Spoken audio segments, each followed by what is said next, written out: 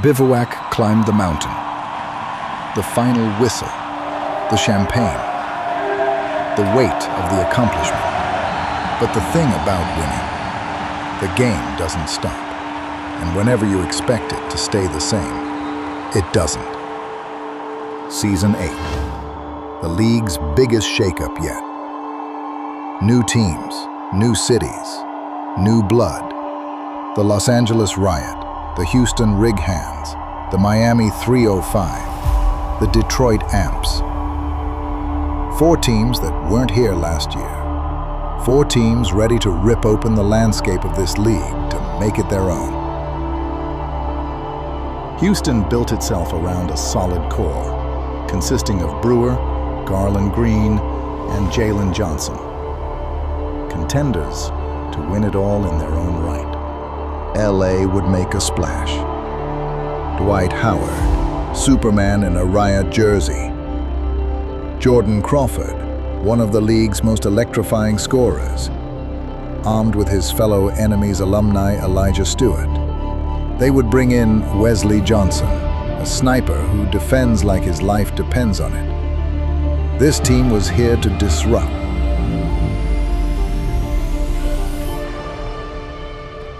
Miami is dangerous. Beasley, the reigning MVP, Chalmers, Reggie Evans, Sean Williams, and then they added Lance Stevenson. Born ready, pure electricity on and off the ball. Michael Beasley, after an MVP season, still has the fire of losing the championship in his belly. This might be their year. Detroit played it quiet, but their roster spoke volumes. Joe Johnson, MVP, champion, face of the league. Jeremy Pargo, the 4-point assassin. They would assemble a team of versatile shooters, all with size, all skilled to surround their 2 captains. The Chicago triplets got upgrades. Montrezl Harrell joins the league, a ferocious, inside-out big. Jason Richardson returns. Nasir Kaur, the Rookie of the Year. This young man is ready for the next step. Boston put their faith in defense. Gary Payton's vision, Kevin Murphy and Jonathan Simmons leading the charge. The trilogy lost their scoring star, Isaiah Briscoe, but added Franklin Session, a walking bucket. Captain Earl Clark would return, one of the most skilled bigs in the league. Led by coach Steven Jackson, they wanted it all. Dallas got bigger. Paul Millsap and Greg Monroe, 2 giants ready to prove size still matters. Former Rookie of the Year and one of the league's premier scorers in Glenn Rice Jr., looked to push the Power into contention.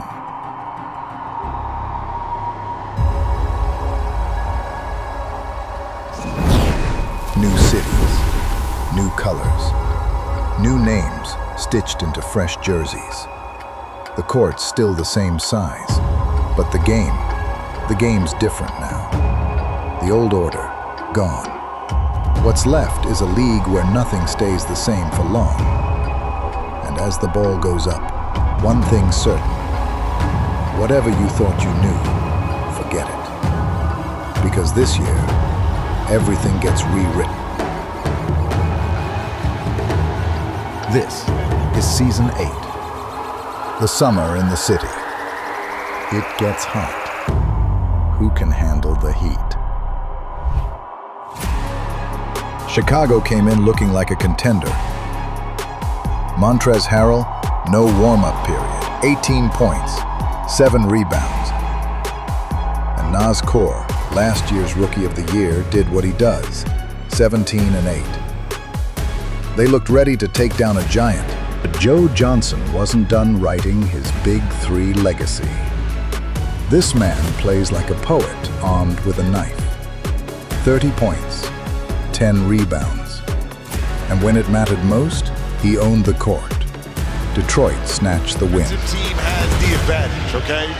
Look at Joe. He is pumped up right now. LA Riot, Miami 305. Beasley versus Dwight. Lance versus Crawford. The hype wasn't just noise, it came with fire. Beasley wasn't going to wait for the whistle.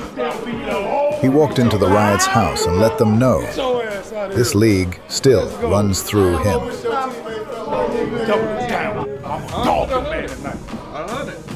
The game was a battle. LA took the first swing up at the half.